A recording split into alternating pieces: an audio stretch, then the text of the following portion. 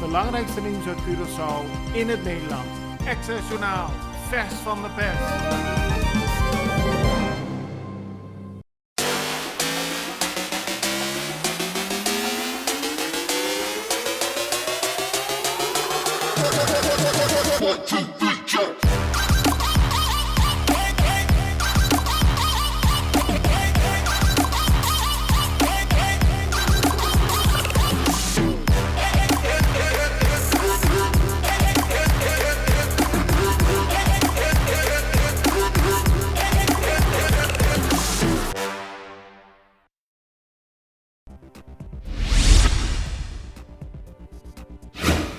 De ministers Ludmila Lamoni-Cecilia en Dorothy Peters-Yanga's zijn uit hun isolatie en konden gisteren weer aanschuiven voor de ministerraad. Meer dan een week geleden werd bekend dat Lamoni-Cecilia besmet was geraakt met het COVID-virus en dat ze enige tijd thuis moest blijven. Peters-Yanga was daarvoor veel in contact geweest met de minister en moest in isolatie.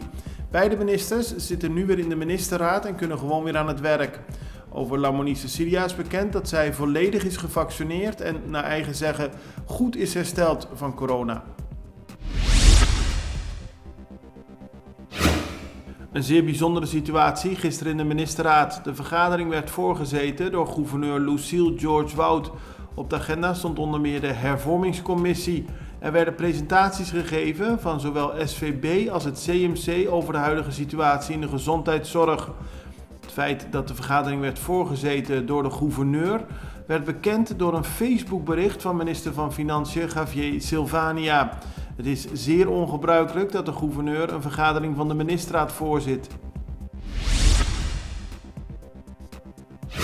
Na Colectra, nós toma tempo para servir ora com mais de comunibo.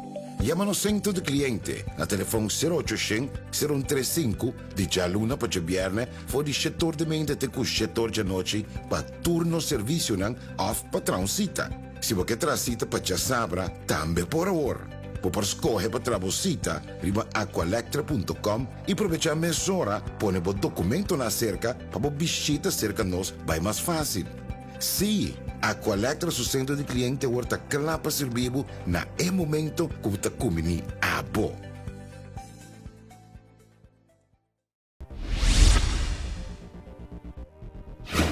Het is vandaag precies 3 jaar geleden dat er 600 kilo cocaïne werd gestolen uit een recherchebureau aan de Calle José João Pinedo.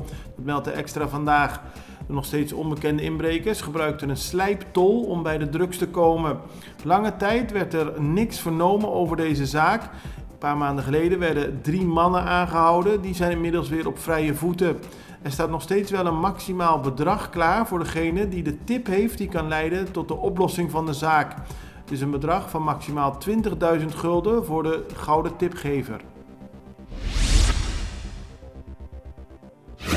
De politie heeft gisteren 2 personen aangehouden die worden verdacht van het plegen van een overval, diefstal met geweld en mishandeling. De arrestaties vonden plaats in huizen in Las Almas en Gibraltar. De zaken zouden zich hebben afgespeeld op 2 en 7 augustus van dit jaar. De personen die zijn gearresteerd betreffen een 21-jarige man en een 17-jarige jongen, geboren op Aruba, maar woonachtig op Curaçao. De politie heeft de zaak verder in onderzoek.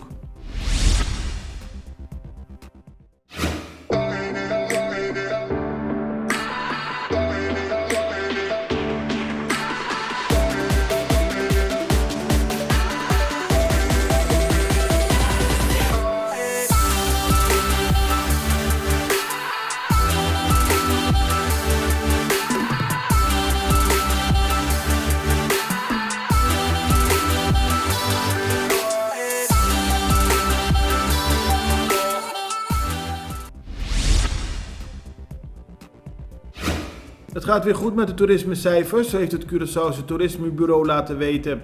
In september bezochten bijna 28.000 personen Curaçao als toerist. Daarvan kwamen ruim 17.000 uit Nederland.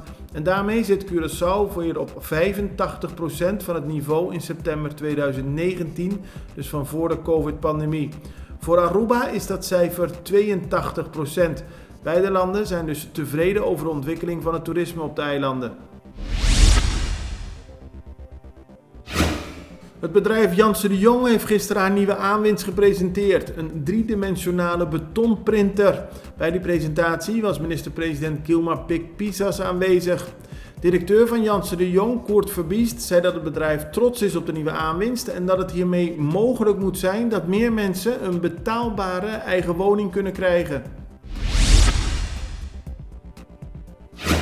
Op Sint Maarten mogen uitgaansgelegenheden vanaf komend weekend weer tot maximaal 1 uur 's ochtends open blijven. De afgelopen 2 maanden moest als gevolg van een avondklok alle zaken om uiterlijk 11 uur dicht. Ook wordt er op Sint Maarten een gezondheidspas ingevoerd om coronabesmettingen in het uitgaansleven zoveel mogelijk te beperken. Dat heeft de minister van Volksgezondheid, Omar Odli, gisteravond bekendgemaakt.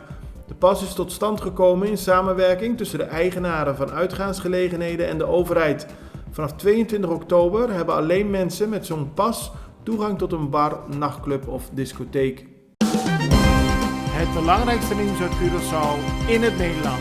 Extra Journaal, vers van de pers.